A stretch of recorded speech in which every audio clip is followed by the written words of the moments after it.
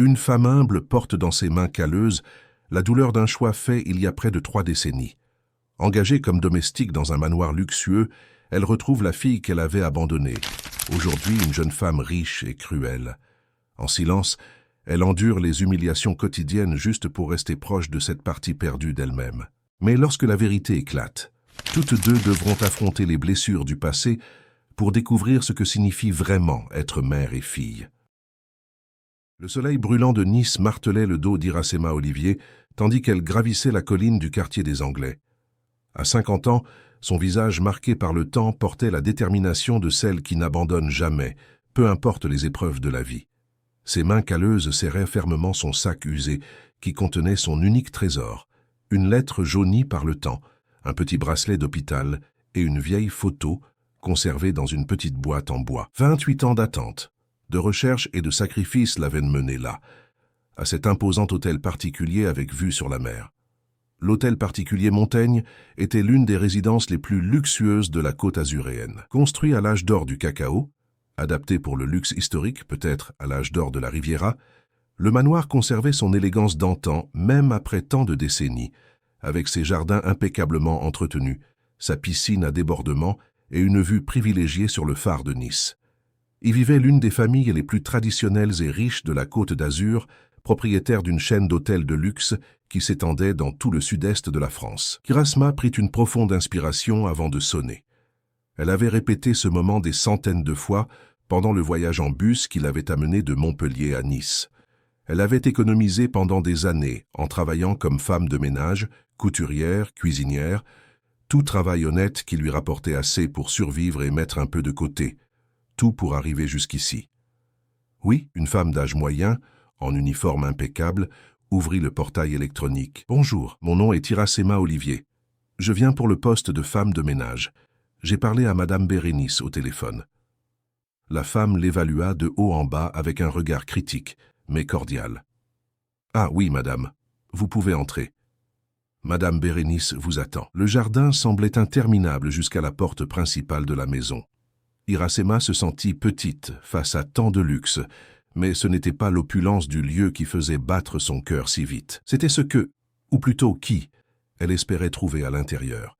Madame Bérénice, la gouvernante de la maison, était une dame austère, aux cheveux gris impeccablement tirés en chignon. Elle reçut Iracema dans une petite salle de réunion adjacente à la cuisine, où elle mena un entretien détaillé. Iracema répondait aux questions avec la tranquillité de celle qui avait déjà répété chaque réponse.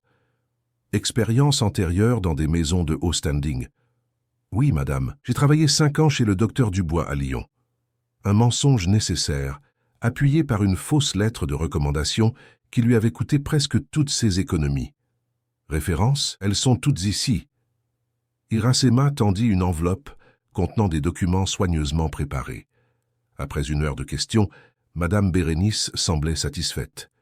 « Eh bien, vos références sont excellentes, Madame Iracema. Je dois en parler au patron, mais je crois que le poste sera pour vous. La chambre de service est disponible si vous avez besoin de vous installer immédiatement. Je vous remercie beaucoup pour cette opportunité, Madame Bérénice. » Iracema essayait de contrôler le tremblement dans sa voix. Elle y était presque. « Les patrons sont exigeants, surtout Mademoiselle Déborah. Elle est... eh bien, disons qu'elle a un fort caractère. » Le docteur. « Renée voyage beaucoup pour le travail, donc c'est principalement elle que vous verrez dans la maison. J'espère que vous aurez de la patience. » Déborah. Enfin, Iracema entendit le nom qu'elle désirait tant connaître. Elle sentit un nœud dans la gorge, mais garda son sang-froid.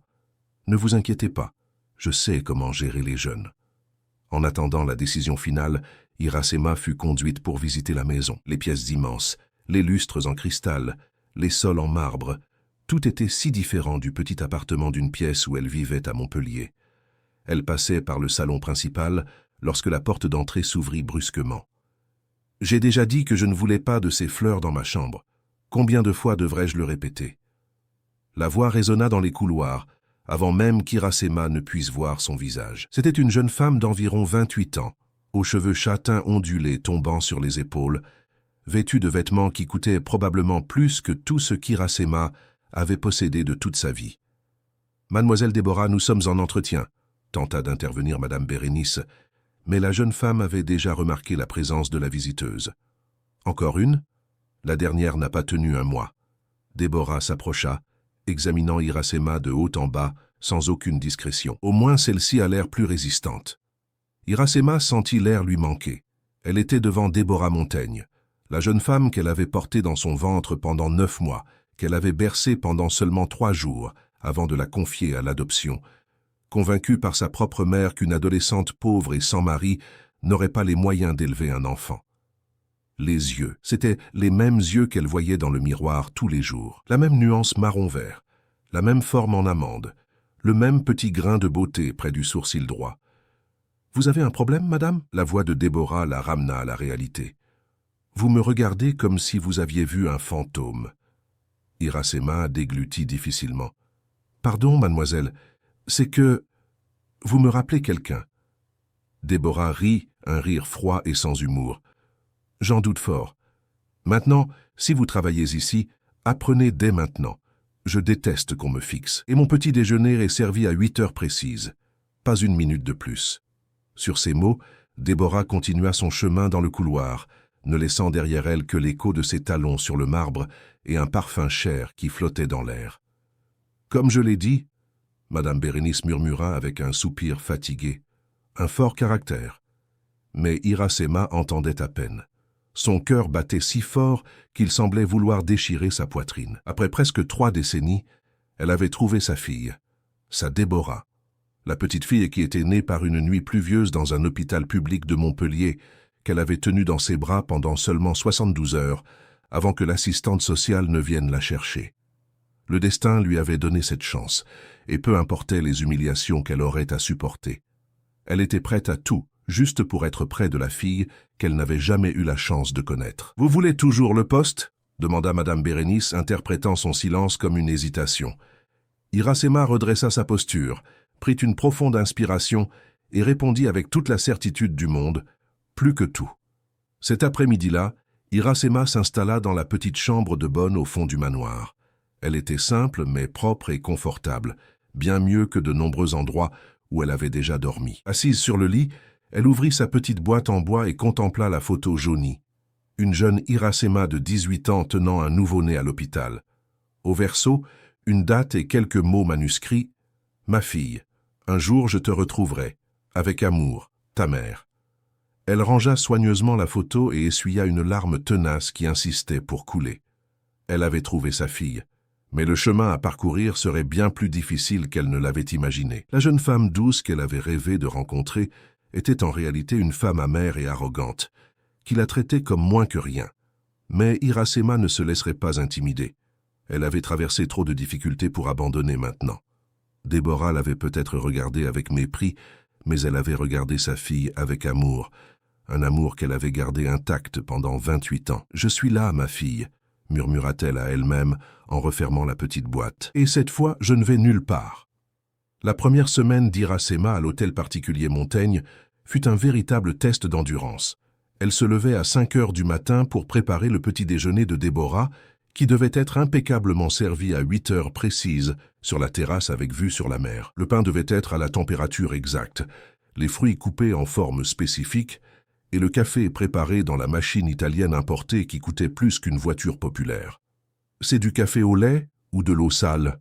demanda Déborah un matin, repoussant la tasse avec une expression dégoûtée. « Refaites-le, et ne me faites pas perdre plus de temps. » Iracema ravala sa fierté et prépara une autre tasse, exactement identique à la première. Déborah goûta, esquissa un demi-sourire et dit « Là, c'est mieux. Vous voyez que vous y arrivez quand vous faites un effort. » Ces petits rituels d'humiliation se répétaient quotidiennement.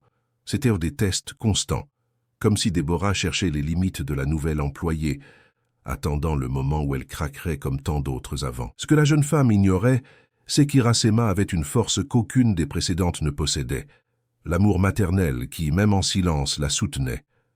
Le docteur René Montaigne, le patriarche de la famille, passait la majeure partie de son temps à voyager pour affaires.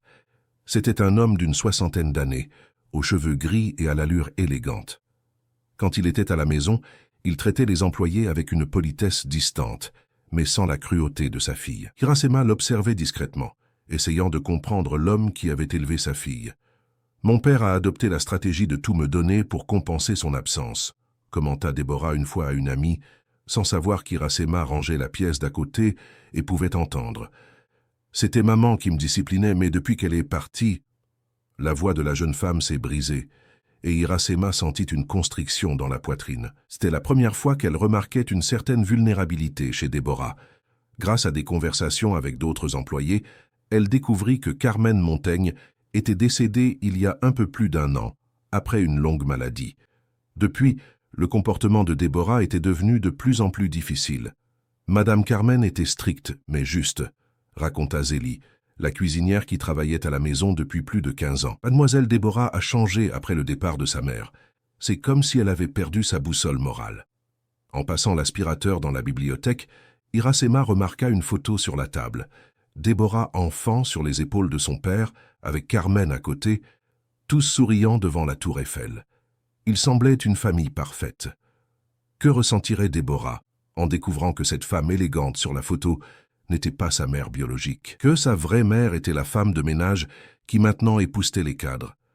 La routine suivait son cours implacable. Iracema s'occupait de la maison avec un dévouement exemplaire, apprenant rapidement les préférences et les manies de chaque membre de la famille. Quand elle terminait ses tâches, elle restait dans sa chambre et écrivait dans un journal toutes les choses qu'elle aimerait dire à sa fille. C'était sa façon de se confier sans révéler son secret. Un samedi après-midi, alors qu'elle repassait le linge dans la buanderie, Iracema entendit le téléphone sonner avec insistance. Déborah était sortie avec des amis, le docteur René était à Paris et les autres employés profitaient de leur jour de congé. Hésitante, elle décrocha. « Résidence Montaigne. Je dois parler à Déborah de toute urgence. » C'était une voix masculine, altérée, comme s'il avait pleuré. « Mademoiselle Déborah n'est pas là. Puis-je prendre un message ? First, dites que Gustave a appelé. Qu'elle me rappelle dès qu'elle rentre, peu importe l'heure. » Iracema nota le message et le numéro. Quelques heures plus tard, Déborah rentra. Elle semblait animée, presque heureuse, ce qui était rare à voir. « Mademoiselle, monsieur Gustave a appelé. Il a demandé que vous le rappeliez dès votre retour. » Le visage de Déborah se transforma instantanément. Le masque de bonheur tomba, révélant une expression de douleur si profonde qu'Iracema dut se retenir de l'embrasser. « Jetez ce papier. S'il rappelle, dites que je ne suis pas là, que je ne le serai plus jamais. » Déborah monta en courant dans sa chambre et claqua la porte. Cette nuit-là, Iracema entendit des sanglots étouffés provenant de la chambre de la patronne, si différents des rires forcés qu'elle avait l'habitude d'entendre. Elle s'arrêta devant la porte, la main suspendue en l'air, presque à toucher le bois. Elle voulait entrer, la consoler, lui dire que tout irait bien. Mais elle ne pouvait pas. Le lendemain matin, Déborah ne descendit pas pour le petit déjeuner. Quand l'horloge sonna 9h30, Iracema décida d'aller voir. Elle frappa doucement à la porte. « Mademoiselle Déborah, tout va bien ?» Silence. « J'ai préparé votre café. Je peux l'apporter ici si vous préférez. » La porte s'ouvrit brusquement. Déborah était échevelée, les yeux gonflés d'avoir pleuré, portant toujours la robe de la veille. « Qu'est-ce que vous voulez? Vous venez m'espionner? Voir à quel point la petite patronne riche est détruite? Allez raconter ça aux autres employés. » Iracema garda son calme. « Non, mademoiselle, je me suis juste inquiété parce que vous n'avez jamais manqué votre petit déjeuner auparavant. » Inquiété? Déborah rit, un rire sec qui ressemblait plus à un sanglot. « Personne ne s'inquiète pour moi. Ils ne veulent que mon argent, mon nom, mon influence. Quand ils découvrent qui je suis vraiment, ils s'en vont. » « Je suis sûr que ce n'est pas le cas, mademoiselle. Qu'est-ce que vous en savez ?» Les yeux de Déborah, si semblables aux siens, brillaient de colère et de douleur. « Vous n'êtes qu'une employée. Vous ne savez rien de ma vie. » Les mots frappèrent Iracema comme une gifle, mais elle ne recula pas. « Je sais que la douleur est la même, peu importe où nous vivons ou combien d'argent nous avons. Et je sais que, parfois, nous avons juste besoin de quelqu'un pour nous écouter sans juger. » Quelque chose dans la sincérité de ces mots sembla toucher Déborah. Son visage se contracta, luttant contre de nouvelles larmes. « Il allait me demander en mariage, » dit-elle finalement, la voix presque un murmure. « Nous avions acheté un appartement ensemble. Hier, j'ai découvert qu'il était avec une autre tout ce temps, qu'il n'était avec moi que pour l'argent de mon père. » Elle déglutit. Et le pire, tout le monde le savait. Mes amies le savaient et ne me l'ont pas dit. Elles ont trouvé ça amusant de me voir faire l'idiote. Un silence pesant s'installa entre elles. Iracema sentit l'envie d'embrasser cette jeune femme blessée, mais se retint, sachant qu'elle franchirait une limite invisible. « Je vais vous apporter votre café. Ensuite, si vous voulez, je peux vous préparer un bain chaud. » Déborah hocha légèrement la tête, retournant dans la chambre. Quand Iracema revint avec le plateau, elle la trouva assise sur le balcon, regardant la mer. « Vous pouvez le laisser là, » dit-elle, sans se retourner. Iracema posa le plateau sur la petite table et se tourna pour partir. « Attendez !» La voix de Déborah la retint. « Comment faites-vous pour gérer ? La douleur, je veux dire. » La question prit Iracema par surprise. Un instant, elle pensa tout raconter. Sur la douleur de confier un bébé, sur les années de recherche, sur le vide qu'elle avait porté pendant presque 3 décennies. « Un jour à la fois, » répondit-elle simplement. « Et en me rappelant que même si ça fait mal maintenant, ça aussi passera. » Déborah se tourna pour la regarder vraiment, pour la première fois. « Merci, » dit-elle, si bas qu'Iracema l'entendit à peine. « Pouvez-vous me préparer ce bain maintenant ?» Cet après-midi-là marqua un changement subtil dans leur relation. Non pas que Déborah se soit transformée du jour au lendemain, elle était toujours exigeante, parfois impolie, et maintenait la distance hiérarchique entre patronne et employée. Mais les épisodes d'humiliation délibérée diminuèrent. Dans sa chambre, tard dans la nuit, Iracema écrivit dans son journal « Aujourd'hui, j'ai vu la douleur dans les yeux de ma fille, la même douleur que j'ai portée pendant des années. J'aurais voulu lui dire qu'elle n'est pas seule, qu'elle ne l'a jamais été. Mais ce n'est pas encore le moment. Je dois être patiente. Je dois gagner sa confiance avant de révéler la vérité. Un jour à la fois, comme je lui ai dit. Un jour à la fois. » Elle referma le journal et le rangea dans la petite boîte en bois, avec la photo jaunie et le bracelet de l'hôpital. 28 ans de secret et de manque. Quelques mois de plus ne feraient pas de différence. L'important, c'est qu'elle était là maintenant, près d'elle, pouvant offrir le réconfort qu'elle n'avait jamais pu donner à sa fille pendant son enfance. De l'autre côté de la maison, Déborah ne parvenait pas non plus à dormir. Elle repassait mentalement cet étrange moment de connexion avec l'employé. Il y avait quelque chose de familier chez cette femme, quelque chose dans ses yeux qui apportait une sensation inexplicable de sécurité. C'était comme si, d'une manière qu'elle ne parvenait pas à comprendre, cette femme simple comprenait sa douleur mieux que quiconque. La fragile trêve établie après la désillusion amoureuse de Déborah commença à se solidifier dans les semaines suivantes.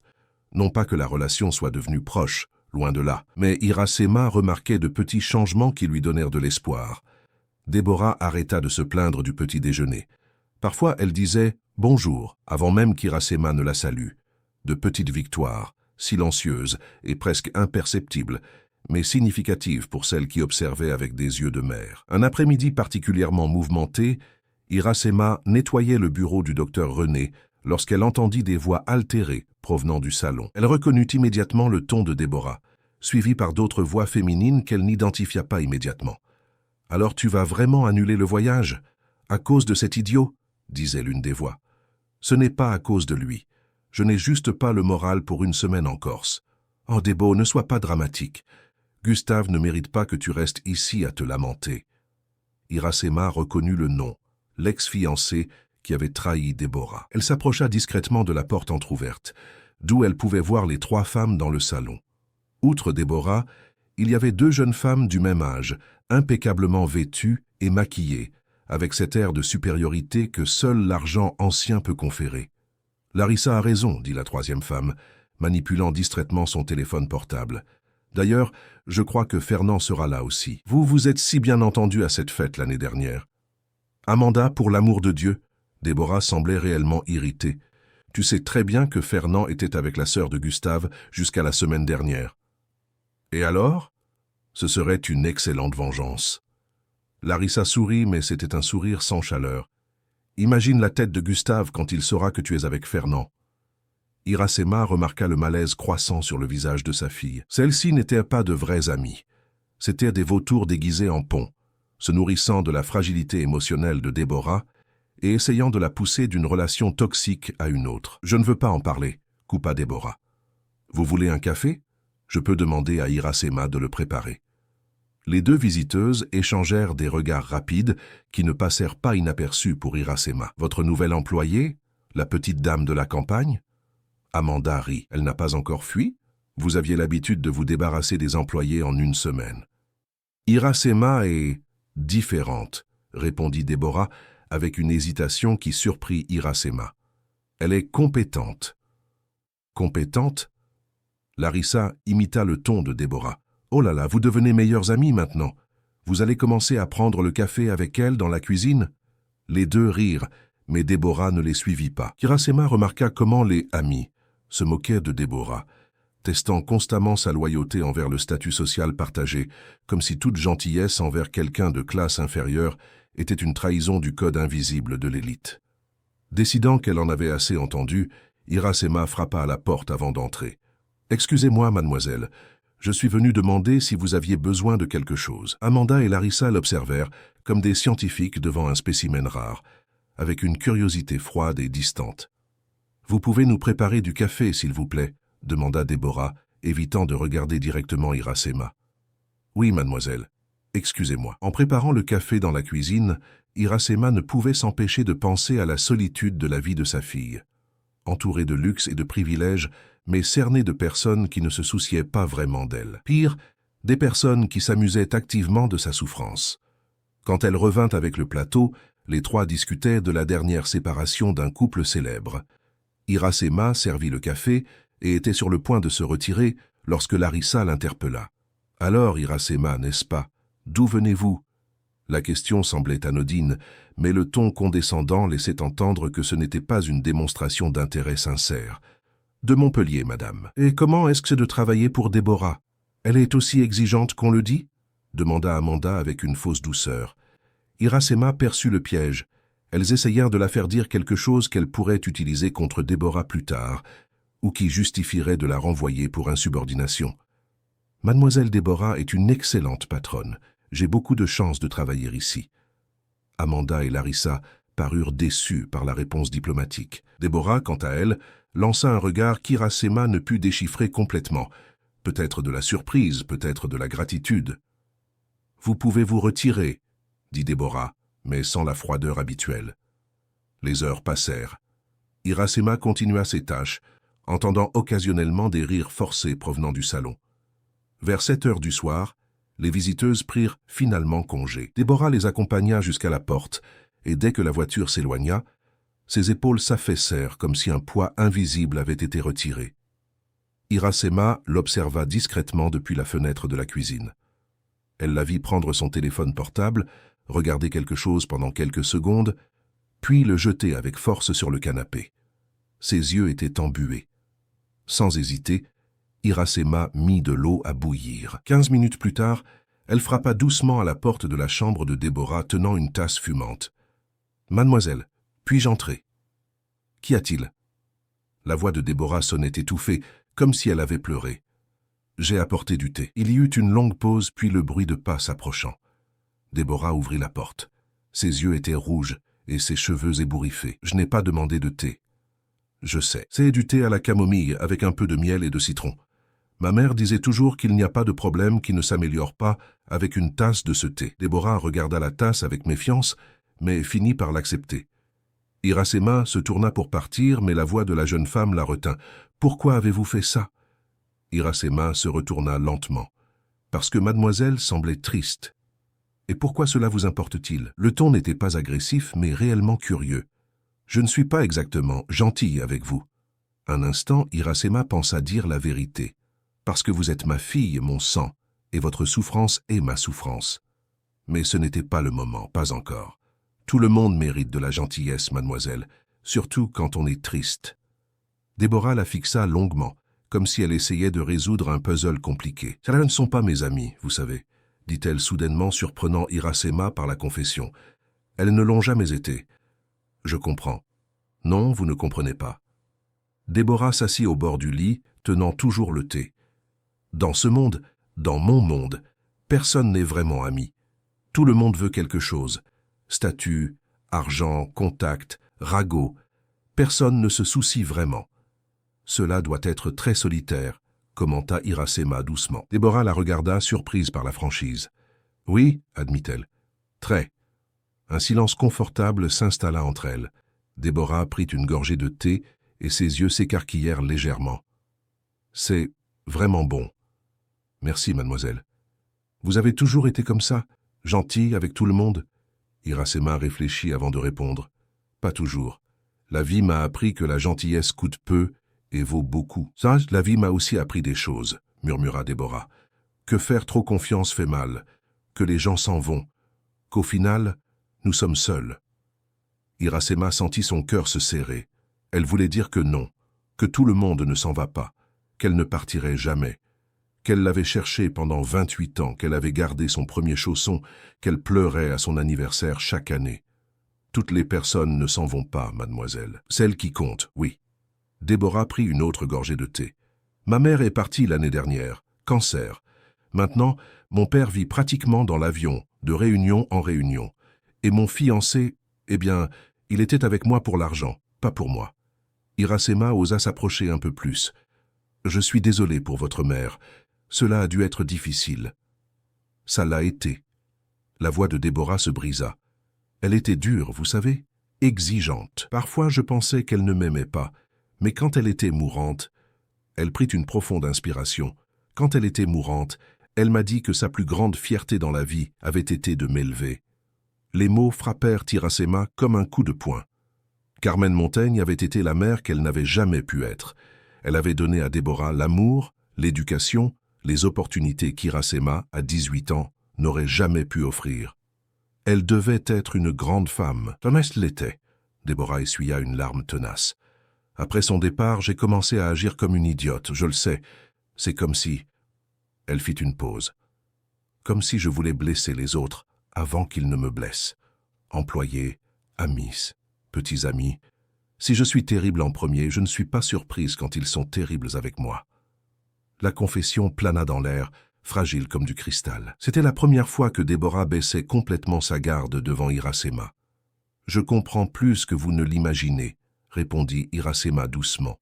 « Parfois, la douleur nous transforme en des personnes que nous ne reconnaissons pas. » Déborah la regarda avec curiosité.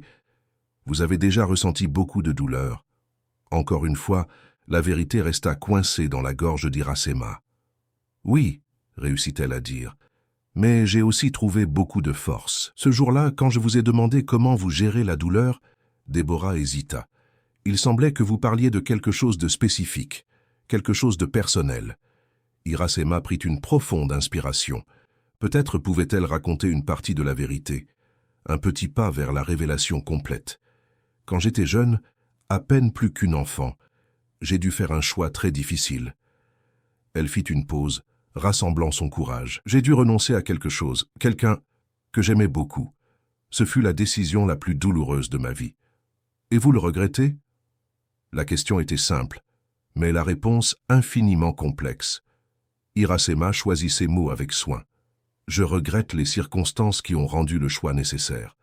Mais je sais que, à ce moment-là, avec ce que j'avais et ce que je savais, ce fut la meilleure décision possible. Déborah hocha lentement la tête, comme si elle traitait ses mots. « Merci pour le thé, dit-elle finalement, et pour la conversation. Chaque fois que vous en aurez besoin, mademoiselle. » Iracema se retira, fermant doucement la porte derrière elle. Dans le couloir, elle s'accorda un moment de faiblesse, s'appuyant contre le mur et laissant les larmes silencieuses couler, si près et si loin. Sa fille n'était qu'à quelques mètres, mais l'abîme de secret entre elles semblait infranchissable. Cette nuit-là, Iracema écrivit longuement dans son journal. Elle décrivit le visage de Déborah en buvant le thé, la surprise dans ses yeux si semblables aux siens, la vulnérabilité qu'elle avait entrevue derrière l'armure de froideur. Elle écrivit sur la douleur d'entendre sa fille parler avec tant d'amour d'une autre mère, sur la jalousie qu'elle ressentait et la honte de cette jalousie, sur la gratitude envers Carmen Montaigne pour avoir été la mère qu'elle n'avait pas pu être, et, pour la première fois, elle écrivit sur la possibilité réelle de raconter un jour toute la vérité. Non pas comme une fantaisie lointaine, mais comme un plan concret. Il faudrait être prudente, progressive. Il faudrait préparer Déborah à la révélation.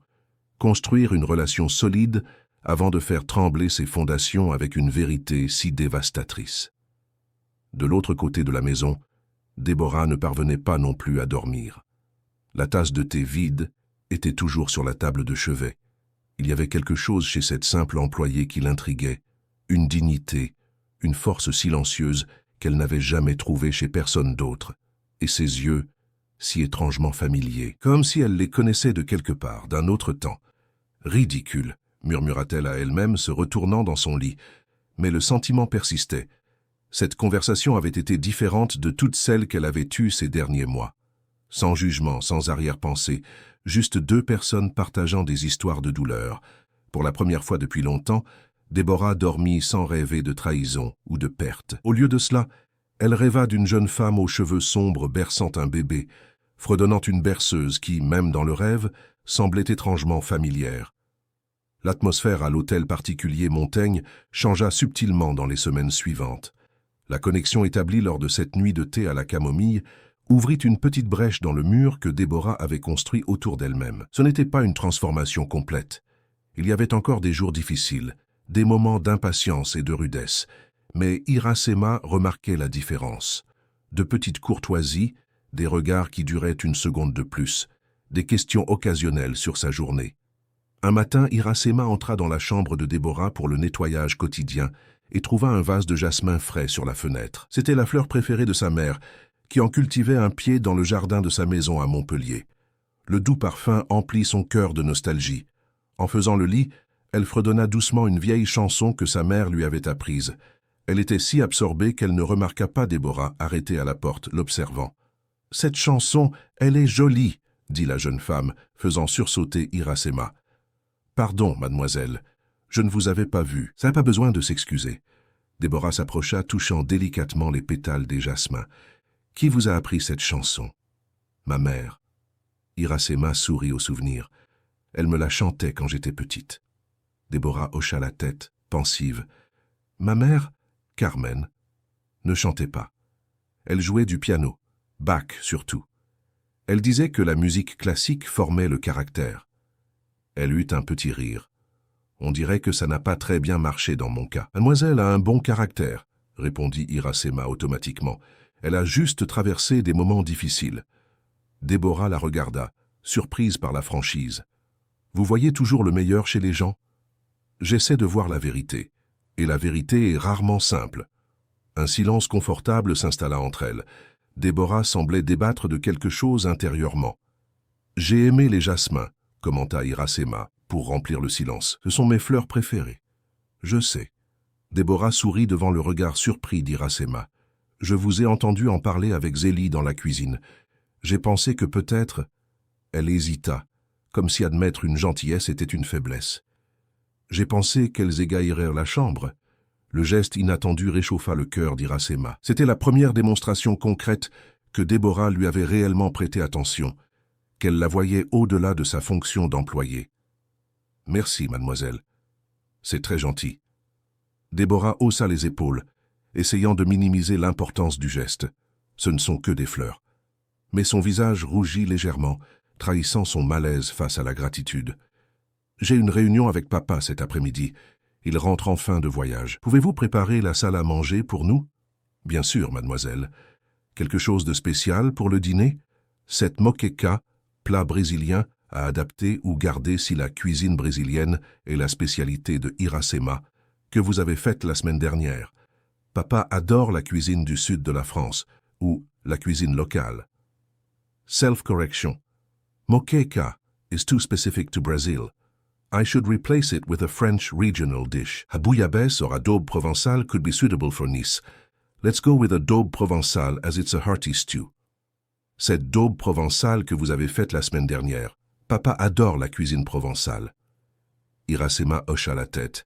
C'était la première fois que Déborah louait explicitement sa cuisine. Un autre petit pas. L'après-midi se déroula tranquillement. Iracema prépara la daube provençale avec des pâtes fraîches, une salade et tous les accompagnements traditionnels. Zélie, la cuisinière, aida avec le dessert, un flan aux œufs qui était la spécialité de la maison. Le docteur René arriva ponctuellement à 7 heures. C'était un homme d'une présence imposante, aux cheveux gris bien coupés et à un costume impeccable qui, même après des heures de vol, ne présentait pas une seule ride. Il salua les employés avec une politesse distante et se dirigea vers son bureau pour une rapide réunion avec son assistant avant le dîner avec sa fille. Iracema l'observait discrètement, tout en organisant la salle à manger. Il y avait quelque chose dans son regard qui l'intriguait, une mélancolie persistante, comme s'il portait un poids invisible. Les rares fois où elle l'avait vu interagir avec Déborah, elle avait remarqué un mélange de fierté et de culpabilité dans son comportement. C'était le regard de quelqu'un qui essayait de compenser une absence par des cadeaux et des privilèges. À 8 heures précises, père et fille s'assirent à table. Iracema servit l'entrée, une salade de crevettes à la mangue, et se retira discrètement vers la cuisine, d'où elle pouvait entendre des fragments de la conversation. Sa expansion dans le sud-est, contrat signé, complexe hôtelier à Saint-Tropez. Cette soirée de charité, présence confirmée. C'était une conversation superficielle, mécanique, comme s'il suivait un scénario répété. Affaires, engagements sociaux, commentaires sur des connaissances communes.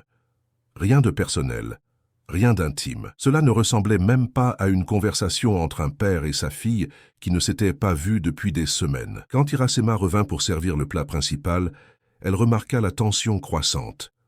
Déborah tripotait sa nourriture sans vraiment manger, tandis que le docteur René consultait discrètement sa montre. « La daube est excellente », commenta-t-il poliment. « Nouvelle cuisinière ?»« Non, papa, c'est Iracema qui l'a préparée. C'est notre nouvelle employée de maison. » Le docteur René regarda Iracema avec un intérêt renouvelé. « Félicitations, c'est l'une des meilleures daubes que j'ai jamais goûtées. »« Merci, monsieur. »« Iracema vient de Montpellier, » ajouta Déborah, à la surprise de tous deux. Elle est avec nous depuis presque 2 mois. 2 mois? Le docteur René haussa les sourcils. C'est un record pour toi, n'est-ce pas, ma fille? Le commentaire, bien que léger, portait une critique voilée. Déborah rougit. Toutes les personnes ne disparaissent pas de ma vie aussi vite que vous, papa. Le silence qui suivit fut lourd et inconfortable. Iracema fit mine de se retirer, mais le docteur René la retint d'un geste. Pourriez-vous apporter le dessert, s'il vous plaît? Et une bouteille de Porto qui est à la cave. Je crois que nous allons en avoir besoin. Quand Iracema revint avec le flan et le vin, l'atmosphère s'était transformée. Déborah avait les yeux embués, tandis que le docteur René semblait épuisé. « Laissez sur la table, s'il vous plaît, » demanda-t-il, « et vous pouvez vous retirer. Nous avons terminé pour aujourd'hui. » Iracema hocha la tête et sortit, préoccupée par l'état émotionnel de Déborah. De retour à la cuisine, elle trouva Zélie en train de finir de ranger les casseroles.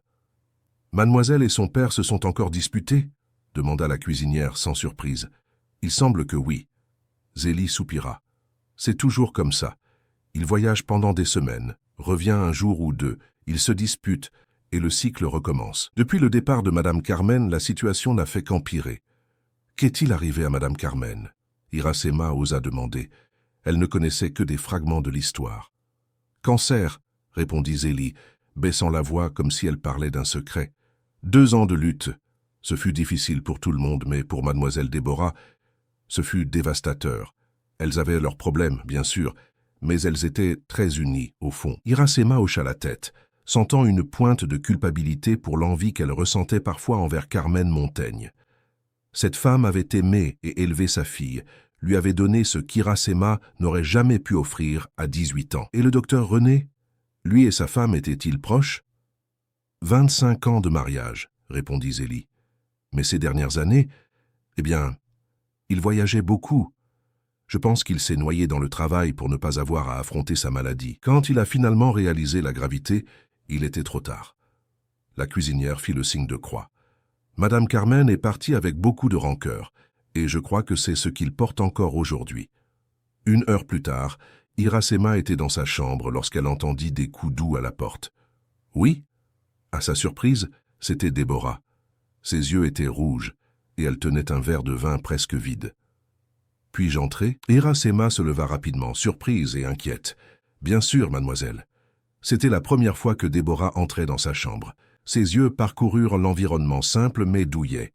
Iracema avait décoré l'espace avec de petites touches personnelles, une couverture colorée qu'elle avait apportée de chez elle, quelques photographies de paysages du Sud, un petit autel avec une image de la Vierge. « Désolé de vous déranger si tard, » dit Déborah, s'asseyant sur l'unique chaise de la chambre.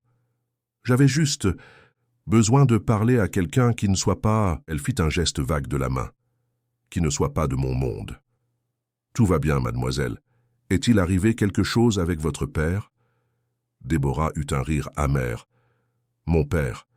Il va se remarier. » La nouvelle prit Iracema par surprise. « Oh, Je comprends pourquoi vous êtes contrarié. Je ne suis pas contrarié parce qu'il va se marier, clarifia Déborah rapidement. Je suis contrarié parce qu'il n'a même pas eu la décence de me le dire avant. Je l'ai découvert parce que la fiancée l'a posté sur Instagram.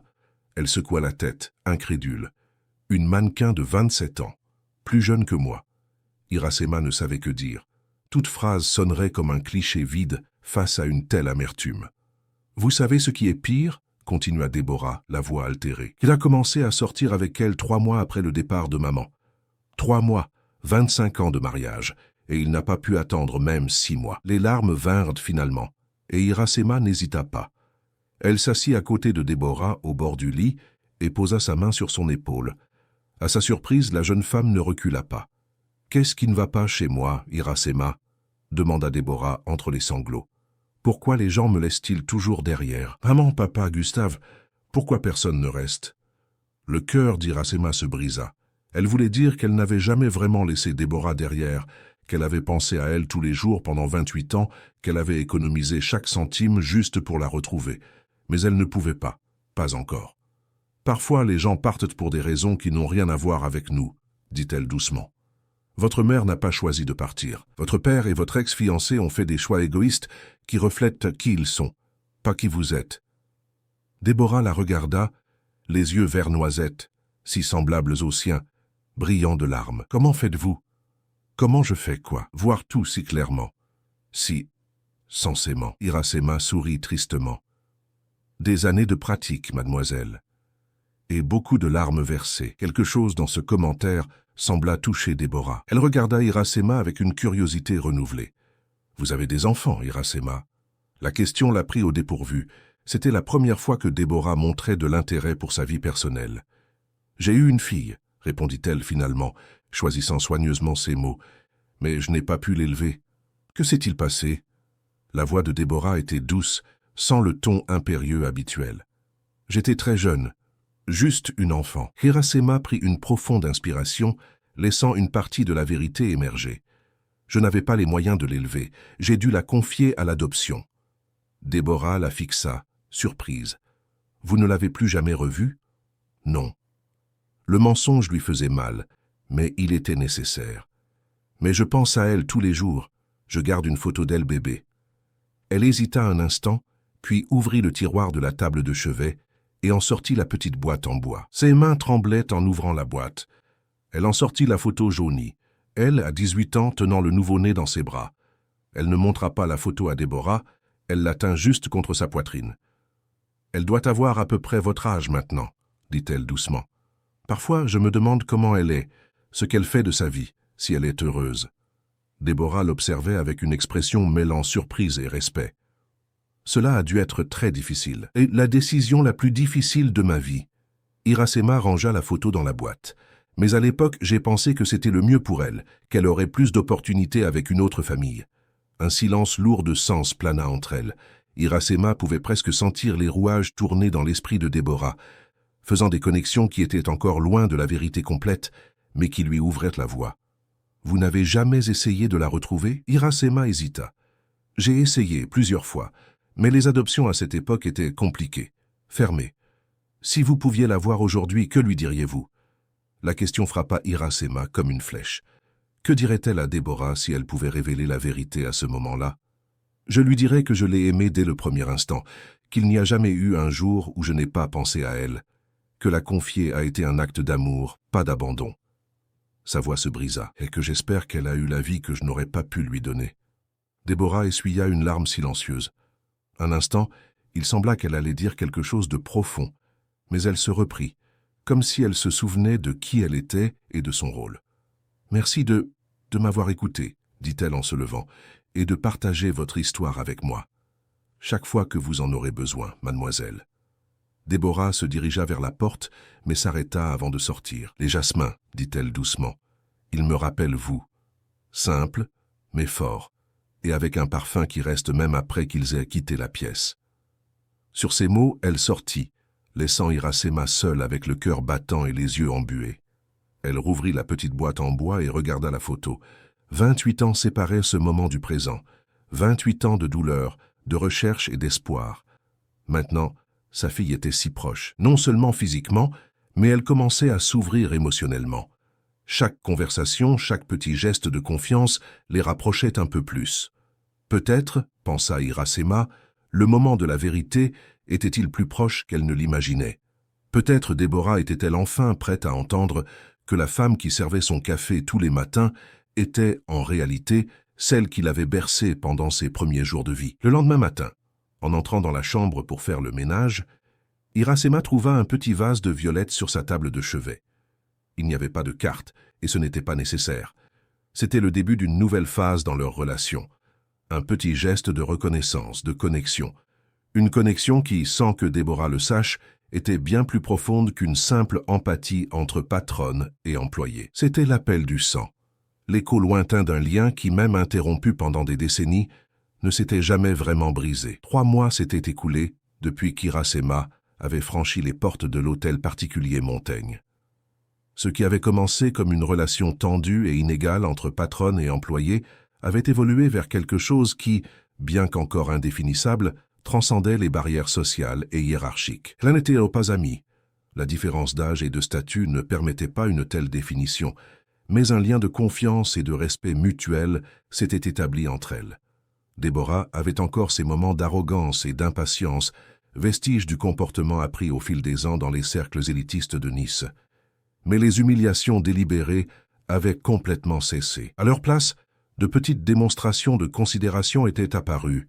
Un « s'il vous plaît » ici, un « merci » là, des questions sur le week-end, des commentaires sur le temps. Pour les autres employés de la maison, le changement était évident et déconcertant. Zélie, la cuisinière, plaisantait en disant qu'Iracema avait ensorcelé la patronne. « Je n'ai jamais vu mademoiselle Déborah traiter une employée de la sorte », commenta-t-elle un après-midi, alors qu'elles préparaient le dîner ensemble. « Ce doit être de la bonne magie. » Iracema se contenta de sourire, gardant pour elle le véritable sortilège qui opérait là. Le pouvoir invisible du sang, de la connexion qui existait entre mère et fille, même lorsque l'une d'elles ignorait ce lien. Ce mercredi commença comme n'importe quel autre. Iracema se leva à 5 heures, prépara le petit déjeuner, dressa la table de la terrasse et attendit que Déborah descende. La jeune femme apparut ponctuellement à 8 heures, vêtue d'une robe bleu marine simple et élégante. « Bonjour, Iracema. »« Bonjour, mademoiselle. Bien dormi ?»« Pas tellement. » Déborah s'assit, observant la mer à travers la fenêtre. « J'ai encore rêvé de maman. » Iracema sentit cette pointe familière de jalousie et de culpabilité. Elle réprima rapidement ces deux sentiments. « Vous voulez en parler ?» Déborah hésita, puis hocha légèrement la tête. « J'ai rêvé qu'elle me racontait un secret. Quelque chose d'important sur moi, sur ma vie. Mais quand elle allait me le dire, je me suis réveillée. » Elle soupira. « C'est frustrant. » Iracema sentit un frisson lui parcourir l'échine. Le subconscient de Déborah captait-il quelque chose? Se pouvait-il que, d'une manière inexplicable, elle ressente la vérité? « C'est peut-être juste votre cerveau qui traite tout ce qui se passe, » suggéra Iracema, servant le café. « Avec le mariage de votre père qui approche, » Déborah fit une grimace. « Ne m'en parlez pas. La future mariée heureuse a appelé hier pour discuter de la disposition des tables. Comme si je me souciais de qui allait s'asseoir où dans ce cirque. » Le docteur René Montaigne avait officiellement annoncé ses fiançailles avec Lara Ménard, mannequin et influenceuse de 27 ans. Le mariage était prévu pour le mois prochain, lors d'une cérémonie luxueuse qui promettait de réunir l'élite azuréenne. Déborah, après la révolte initiale, avait adopté une posture d'indifférence étudiée, bien qu'Iracema perçût à quel point la situation la blessait. « Votre présence est importante pour votre père », commenta Iracema doucement. « Ma présence ou mon approbation ?» rétorqua Déborah. « Parce qu'il n'aura qu'une des deux. » La conversation fut interrompue par le son de la sonnette. Il était trop tôt pour des visites, et personne n'était attendu ce matin-là. Qui cela peut-il être à cette heure? Déborah fronça les sourcils. Quelques minutes plus tard, Madame Bérénice apparut sur la terrasse, visiblement perturbée. « Mademoiselle Déborah, excusez-moi d'interrompre votre café, mais il y a un huissier de justice au portail. Il apporte des documents urgents concernant le testament de votre mère. » La tasse que Déborah tenait trembla légèrement dans sa main. « Testament. Mais cela a déjà été réglé il y a des mois. Il semble qu'ils aient trouvé un document supplémentaire, mademoiselle, dans le coffre-fort du cabinet d'avocat. » Déborah se leva brusquement. « Faites-le entrer. » L'huissier de justice était un homme mince d'âge moyen, avec une expression professionnelle et indifférente. Il remit une enveloppe scellée et demanda à Déborah de signer l'accusé de réception. « De quoi s'agit-il exactement » demanda-t-elle en signant. « Un document complémentaire au testament principal, mademoiselle Montaigne. Instruction spécifique de votre mère à remettre 6 mois après son décès. » Aujourd'hui marque exactement ce délai. Quand l'huissier se retira, Déborah resta immobile au milieu de la pièce, tenant l'enveloppe, comme si c'était une bombe, sur le point d'exploser. « Voulez-vous que je sorte, mademoiselle » demanda Iracema, sentant que c'était un moment privé. « Non. » La réponse de Déborah la surprit. « Restez, s'il vous plaît. Je ne veux pas être seule pour ça. » Avec des mains tremblantes, Déborah ouvrit l'enveloppe. À l'intérieur se trouvait une autre enveloppe plus petite, avec la calligraphie élégante de Carmen Montaigne au verso. « Pour ma fille Déborah, quand je ne serai plus là. » Déborah prit une profonde inspiration et en sortit plusieurs feuilles de papier. Elle commença à lire en silence, son visage changeant d'expression à chaque paragraphe. Confusion, surprise, choc, douleur, toutes ces émotions traversèrent ses yeux en quelques minutes. « Ce n'est pas possible, » murmura-t-elle finalement, se laissant tomber sur le canapé. « Ce ne peut pas être vrai. »« Mademoiselle, tout va bien ?» Déborah leva les yeux vers Iracema, et il y avait en eux une expression qu'elle n'avait jamais vue auparavant, un mélange de désorientation complète et de colère croissante. « Vous saviez ? Saviez quoi, mademoiselle ? » ?»« Ne me mentez pas. » La voix de Déborah s'éleva. « Vous saviez que j'ai été adoptée ?»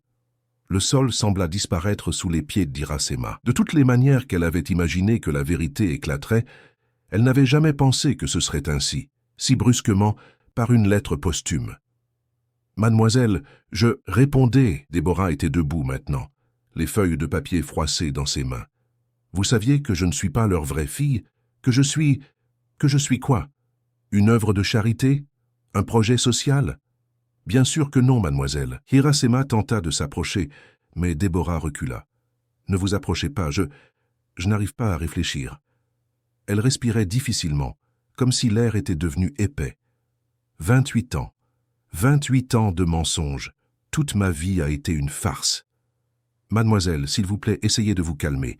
Je suis sûr que vos parents avaient de bonnes raisons de... »« Ils ne sont pas mes parents, » cria Déborah, les larmes coulant sur son visage. « Mes parents sont... » Elle regarda à nouveau la lettre, puis Iracema, et quelque chose sembla faire le lien dans son esprit.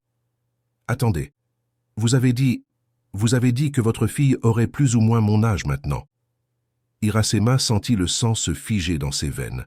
Cela se passait trop vite, sans préparation, sans le soin qu'elle avait planifié.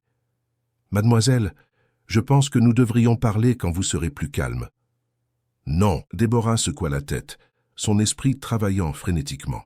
« Vous m'avez dit que vous aviez confié votre fille à l'adoption parce que vous étiez trop jeune, parce que vous n'aviez pas les moyens qu'elle doit avoir mon âge maintenant. » « Déborah, s'il vous plaît, et maintenant je découvre que j'ai été adoptée à l'âge de 3 jours, que ma mère biologique était une adolescente pauvre de Montpellier. » Ses yeux s'écarquillèrent d'une soudaine compréhension. « Montpellier, d'où vous venez ?» Le silence qui suivit fut assourdissant. La révélation planait entre elles comme un fantôme, enfin matérialisé après des décennies à hanter les coins obscurs de cette relation. « Dites que ce n'est pas vrai, » murmura Déborah, sa voix presque suppliante. « Dites que c'est une coïncidence absurde. » Iracema ne put répondre. Les mots restèrent coincés dans sa gorge, mais ses yeux, si semblables à ceux de Déborah, en disaient long. « Mon Dieu !» Déborah porta les mains à sa bouche. « C'est vous, vous êtes ma... » « Oui. » Le mot s'échappa comme un soupir, un secret gardé si longtemps qu'il avait pris du poids et de la substance. « C'est moi, Déborah. Je suis votre mère biologique. » Le monde sembla s'arrêter à cet instant. Les deux femmes se regardaient, séparées par seulement quelques mètres de distance physique, mais par un abîme de temps et de circonstances. « Pourquoi ?» La voix de Déborah sortit étranglée. « Pourquoi maintenant? Pourquoi de cette façon? » « Je n'avais pas l'intention que cela se passe ainsi, » répondit Iracema, les larmes coulant librement sur son visage. « Je voulais vous préparer, construire une relation avant de révéler la vérité. »« Une relation ?» Déborah rit, un son amer et brisé. « C'est pour ça que vous avez supporté mes humiliations, pour ça que vous prépariez mon café parfaitement tous les jours, Pour ça que vous m'écoutiez quand je pleurais? Tout faisait partie de votre plan? Pas un plan, Déborah, un rêve. Le rêve de connaître ma fille, d'être près d'elle, même si elle ne connaissait jamais la vérité. Comment m'avez-vous trouvé? Comment saviez-vous qui j'étais? Iracema prit une profonde inspiration, sachant qu'il était temps de dire toute la vérité. J'ai économisé pendant des années. J'ai engagé un détective privé. Il a découvert que vous aviez été adopté par les Montaigne. J'ai obtenu cet emploi juste pour être près de vous. Alors tout était mensonge. Les références, l'expérience, les sentiments étaient vrais. Iracema fit un pas en avant. Chaque mot, chaque geste de tendresse. « Ne vous approchez pas !» cria Déborah, reculant jusqu'à heurter la bibliothèque derrière elle. « Vous m'avez menti. Vous vous êtes infiltré chez moi sous de fausses allégations. Vous m'avez fait croire que vous vous souciez de moi alors qu'en réalité, vous ne vouliez... Quoi? De l'argent. De la reconnaissance. Je n'ai jamais voulu rien de tout cela. Je voulais juste vous connaître, savoir que vous alliez bien. » « Bien ?» Déborah eut un rire hystérique. « Est-ce que vous avez trouvé que j'allais bien quand vous m'avez vue pour la première fois? Une jeune femme gâtée, cruelle, malheureuse? C'était ça le résultat de votre grand sacrifice? » Les mots frappèrent Iracema comme des coups physiques. C'était vrai. Déborah n'était pas heureuse quand elle l'avait trouvée. Elle était amère, blessée, incapable d'établir des connexions sincères. « Personne n'est parfait, » dit-elle doucement. « Ni vous, ni moi, ni vos parents adoptifs. Nous faisons tous des erreurs. Certaines erreurs sont impardonnables. » Déborah reprit la lettre et la secoua en l'air. « Vous savez ce que ma mère, ce que Carmen a écrit d'autre ici, qu'ils ont essayé d'avoir des enfants pendant des années, que j'étais leur dernier espoir, qu'ils m'ont aimé dès l'instant où ils m'ont vu. » Sa voix se brisa. Que leur seul regret était de ne pas m'avoir dit la vérité plus tôt. Iracema hocha lentement la tête. Ils ont été vos parents dans tous les sens qui comptent. Ils vous ont donné ce que je ne pouvais pas offrir. Et maintenant? Qu'est-ce que vous voulez de moi maintenant? Le ton de Déborah était accusateur, défensif. Rien que vous ne vouliez donner. Si vous voulez que je parte tout de suite, je partirai. Si vous voulez que je reste, mais que je n'en parle plus jamais, je respecterai votre décision. Et si je veux des explications, si je veux savoir pourquoi vous m'avez abandonné, alors je vous raconterai tout, sans omission, sans demi-vérité. Déborah prit une profonde inspiration, essayant de reprendre le contrôle. « J'ai besoin d'être seule. J'ai besoin de digérer tout ça. »« Je comprends. »« Non, vous ne comprenez pas. » La colère revint soudainement. « Vous avez eu 28 ans pour vous préparer à ce moment. J'ai eu 2 minutes. Toute ma vie vient de s'effondrer et vous êtes là, toute calme et compréhensive. » Sans attendre de réponse, Déborah sortit de la pièce, monta les escaliers en courant et claqua la porte de sa chambre avec force. Iracema resta immobile, se sentant simultanément soulagée de la fin du secret et dévastée par la réaction de sa fille. Lentement, elle ramassa les feuilles de la lettre qui étaient tombées par terre. L'élégante calligraphie de Carmen Montaigne détaillait l'adoption, les raisons, le processus légal. Sur la dernière page, il y avait une photocopie d'un ancien document, l'acte de naissance original de Déborah, où figurait le nom de sa mère biologique, Iracema Olivier. À la fin de la lettre, une phrase qui brisa le cœur d'Iracema. « Où que se trouve votre mère biologique, je suis sûr qu'elle pense à vous tous les jours, comme je penserai quand je ne serai plus là. » Iracema plia soigneusement les feuilles et les remit dans l'enveloppe. Elle monta lentement les escaliers et s'arrêta devant la chambre de Déborah. Elle pouvait entendre des sanglots étouffés de l'autre côté de la porte. Sa main se leva, prête à frapper, mais s'arrêta en l'air. « Du temps !» murmura-t-elle à elle-même. « Elle a besoin de temps. » Elle laissa l'enveloppe soigneusement appuyée contre la porte et s'éloigna. Dans sa propre chambre, elle ouvrit la petite boîte en bois et en sortit ses trésors gardés. La photo de l'hôpital, le petit bracelet, la mèche de cheveux. Elle les porta à sa poitrine et se permit enfin de pleurer. Elle ne pleura pas seulement le rejet de Déborah, auquel elle s'attendait déjà. Elle pleura les décennies perdues, les premiers pas qu'elle n'avait pas vus, les premiers mots qu'elle n'avait pas entendus, les nuits de fièvre qu'elle n'avait pas veillées, les réussites qu'elle n'avait pas célébrées.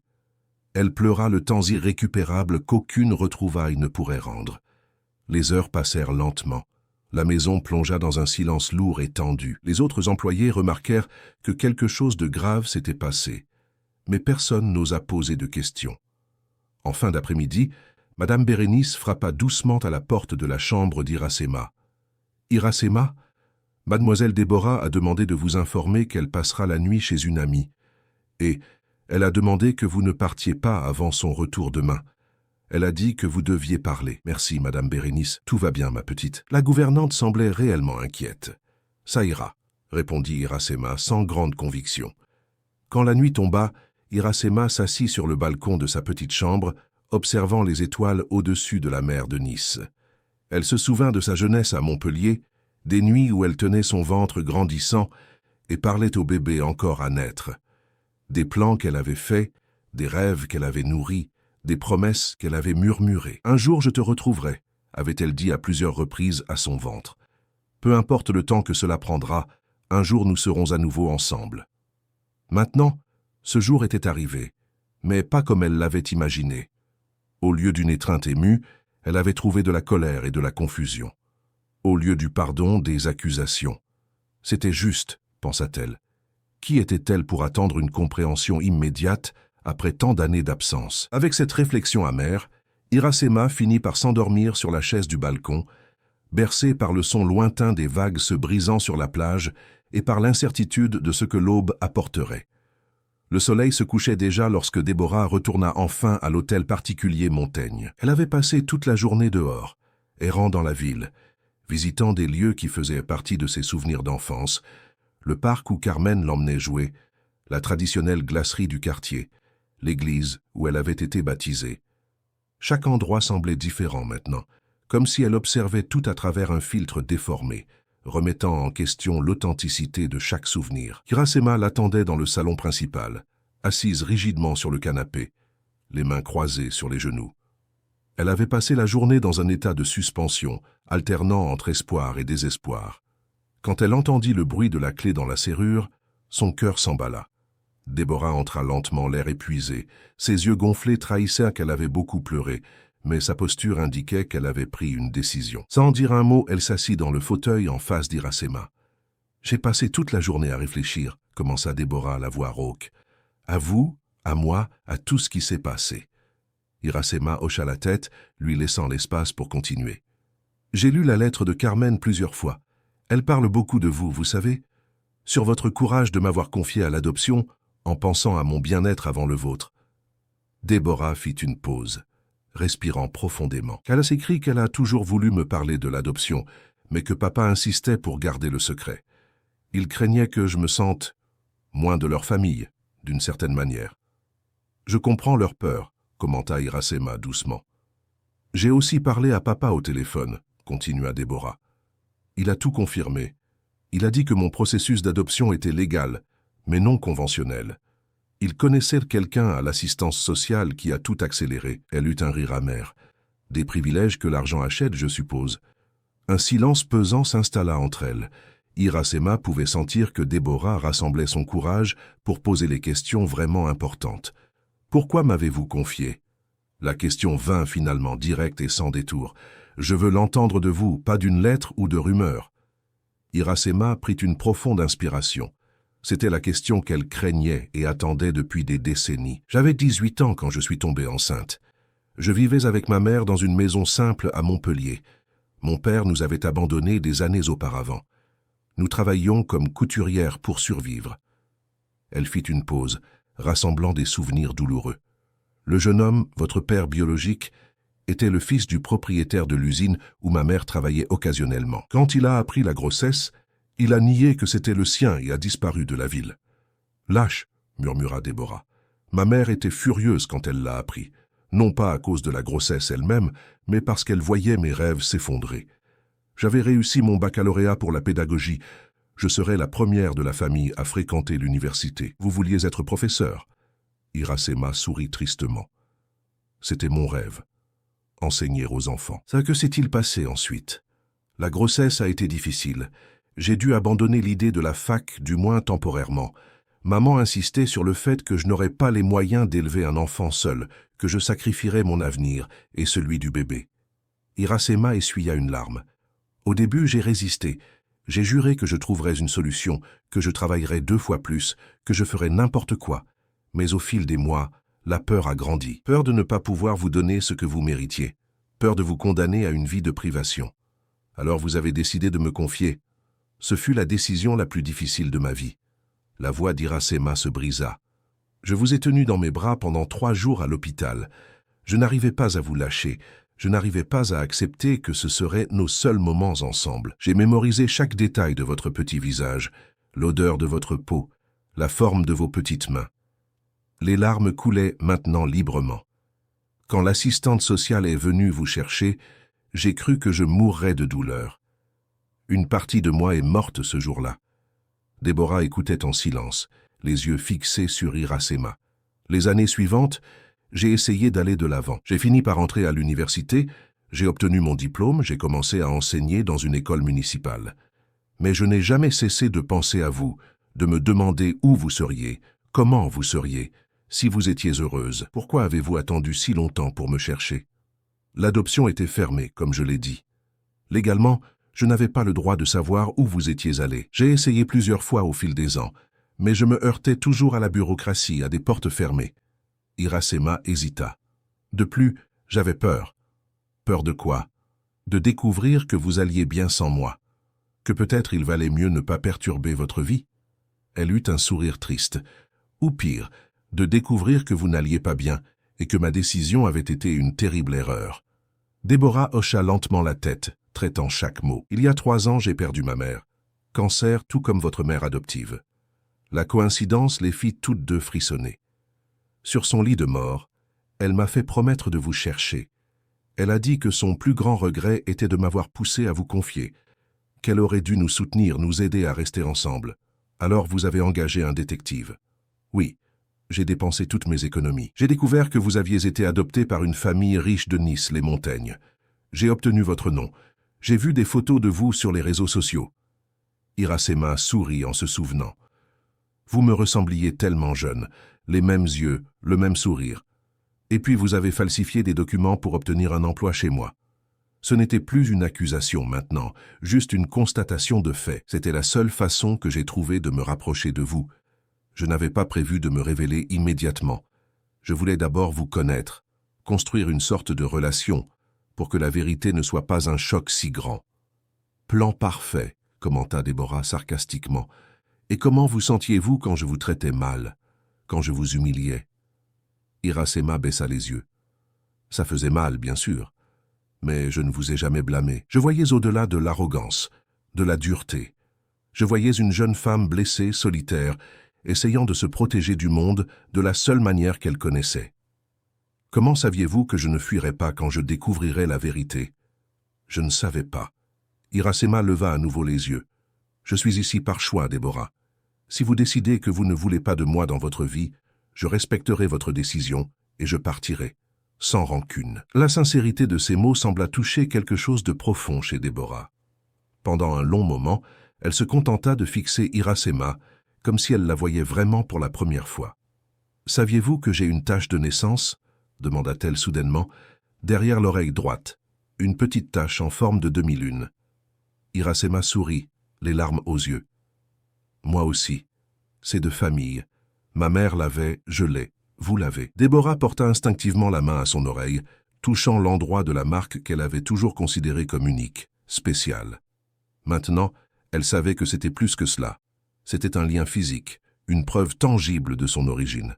« J'ai apporté quelque chose pour vous, » dit Iracema, tendant la petite boîte en bois qu'elle avait posée sur la table basse.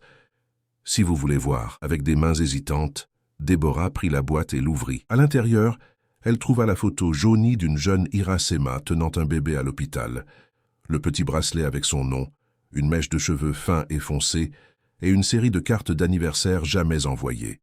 28 au total, une pour chaque année. « Vous m'avez écrit une carte pour chaque anniversaire ?» La voix de Déborah se brisa. C'était ma façon de me connecter avec vous, de marquer chaque année, de vous dire des choses que je ne pouvais pas dire personnellement. Déborah prit une carte au hasard, son 10e anniversaire. La belle écriture d'Iracema lui souhaitait du bonheur, exprimait son amour, se demandait si elle aimait les poupées ou préférait déjà les livres, si elle avait beaucoup d'amis, si elle était heureuse. Des larmes silencieuses coulaient sur le visage de Déborah, tandis qu'elle lisait carte après carte. C'étaient des morceaux de l'âme d'Iracema, des fragments d'un amour qui avait persisté à travers des décennies de séparation. « Je ne sais pas quoi ressentir », admit-elle finalement, refermant la petite boîte. « Une partie de moi veut vous haïr de m'avoir abandonné. Une partie de moi veut vous remercier d'avoir eu le courage de me confier à une famille qui pouvait me donner plus. Et une partie de moi veut juste... » « Quoi ?» demanda Iracema doucement. « Juste comprendre qui je suis maintenant. Je ne suis plus celle que je pensais être.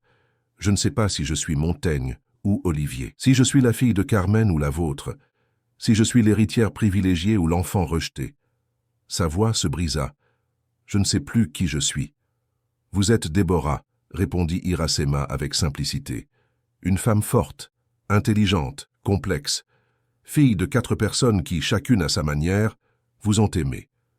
Les Montaigne vous ont donné un nom, le confort, l'éducation, des opportunités. Je vous ai donné la vie et la chance d'avoir tout cela. » Déborah respira profondément, absorbant ces mots. « J'ai besoin de temps, dit-elle finalement, pour digérer tout ça, pour redéfinir qui je suis, ce que je veux. Je comprends parfaitement. » Iracema se leva. « Si vous préférez, je peux quitter la maison pendant que vous décidez. » Non. La réponse vint rapidement et étonnamment fermement. « Je veux que vous restiez. Je veux vous connaître. Pour de vrai cette fois. » « Êtes-vous sûr ?» Déborah hocha lentement la tête. « J'ai passé toute la journée à penser à tout ce que vous avez enduré, mes humiliations, mon mépris, juste pour être près de moi. Personne n'a jamais fait quelque chose comme ça pour moi. Pas même Carmen et René qui m'aimaient, mais toujours à distance, toujours conditionnellement. L'amour d'une mère est ainsi, » Iracema sourit tristement. « Inconditionnel, même quand ça fait mal. » Un silence s'installa entre elles, non plus tendu ou accusateur, mais réfléchi, contemplatif. Le crépuscule enveloppait la pièce de tons dorés et orangés, symbolisant la fin d'une ère et le début d'une autre. « Puis-je vous poser une question ?» Déborah rompit le silence. « N'importe quoi. Ce thé à la camomille. La recette était vraiment celle de votre mère ?» Iracema sourit. « Oui, ma mère me le préparait chaque fois que j'étais triste ou anxieuse. Elle disait que c'était magique, que ça guérissait l'âme. »« Ça a marché, » admit Déborah. « C'était la première fois depuis longtemps que je me sentais prise en charge, pas pour ce que je représentais ou ce que je pouvais offrir, juste pour être qui je suis. C'était tout ce que j'ai toujours voulu vous offrir, » dit Iracema doucement.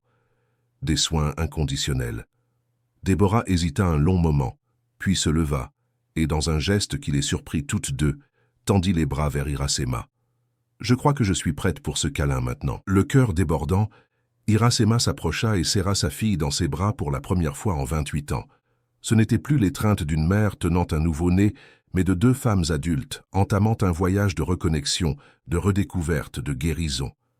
L'étreinte fut longue, chargée d'émotions si intenses qu'aucun mot ne pourrait les exprimer adéquatement.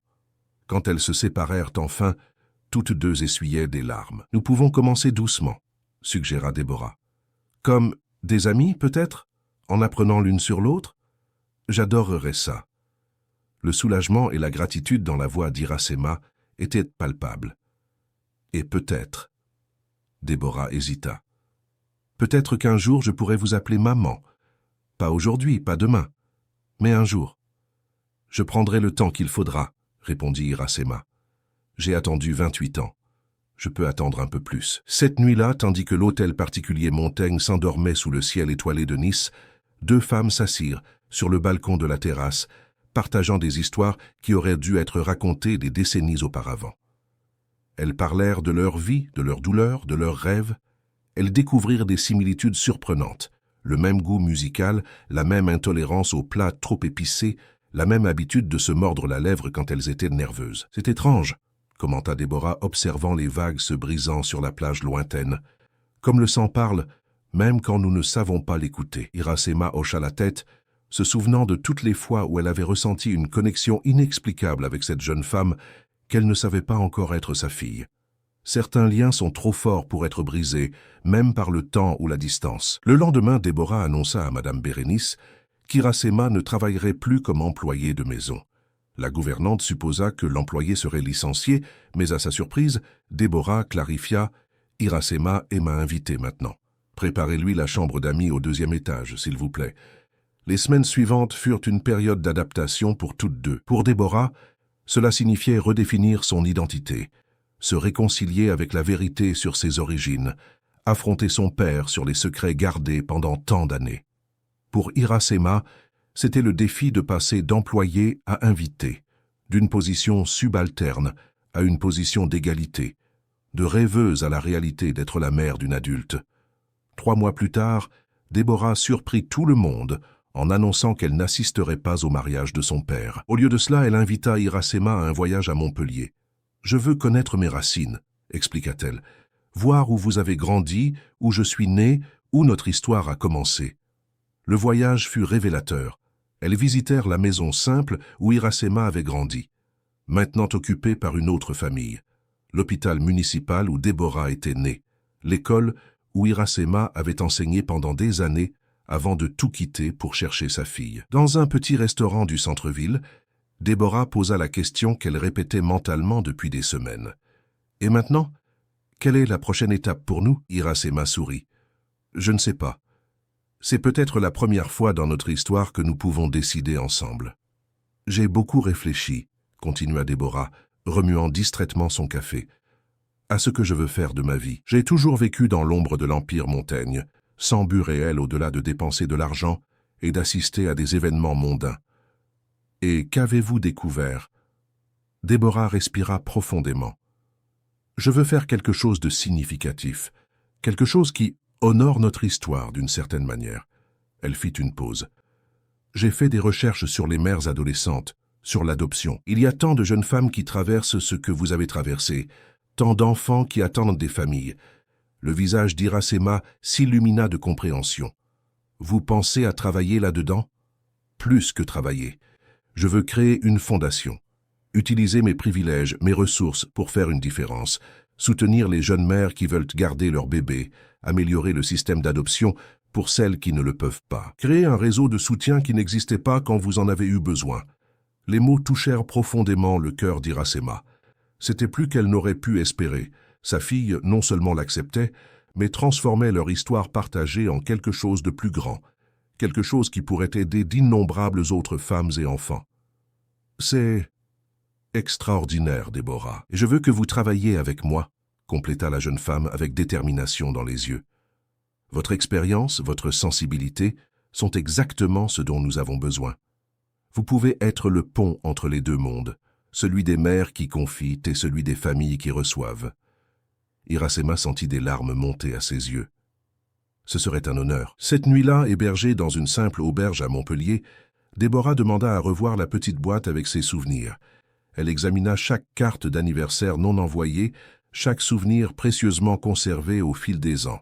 « Vous savez, » dit-elle, contemplant la vieille photo d'Iracema la tenant à l'hôpital, « je me suis toujours demandé de qui j'étais la fierté. » « Comment ça ? » Carmen disait que j'étais sa fierté. Maintenant, je découvre que j'ai 2 mères. De laquelle suis-je la fierté ? Iracema sourit, touchant doucement le visage de sa fille. « Des 2, répondit-elle avec simplicité. Pour différentes raisons, de différentes manières, mais avec une égale intensité. Déborah hocha la tête, une paix visible dans ses yeux. Pour la première fois depuis la révélation, elle semblait réellement sereine. « Je crois que je peux vivre avec ça, » dit-elle doucement. Être la fierté de 2 femmes extraordinaires. Cette nuit-là, tandis que Déborah dormait, Iracema contemplait les étoiles par la fenêtre de la chambre. Elle pensait au long chemin qui l'avait menée là, aux larmes versées, aux nuits d'insomnie, à la douleur de la séparation et à la joie des retrouvailles. Elle pensait au plan qu'elle construisait maintenant ensemble, à la possibilité réelle de transformer son histoire personnelle en espoir pour d'autres. 28 ans d'attente, de recherche, d'amour silencieux. 28 ans qui semblaient maintenant n'être que le prologue d'une histoire bien plus grande, bien plus belle. Une histoire non plus de perte et d'absence, mais de redécouverte et de présence. Une histoire que, finalement, mère et fille écrivaient ensemble. Chers auditeurs, nous espérons que l'histoire d'Iracema et de Déborah a touché vos cœurs. L'amour d'une mère est une force qui transcende le temps, la distance et les circonstances. Quelque chose que nous avons vu s'épanouir dans ce voyage émouvant sur la côte d'Azur.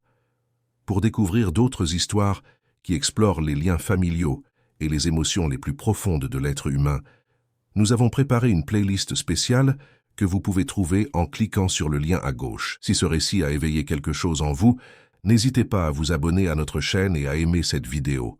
Chaque jour, nous vous apportons des histoires uniques qui nous font réfléchir à la complexité des relations humaines. Et vous, avez-vous déjà vécu une histoire de retrouvailles familiales? Racontez-nous dans les commentaires, votre histoire pourrait inspirer notre prochaine narration.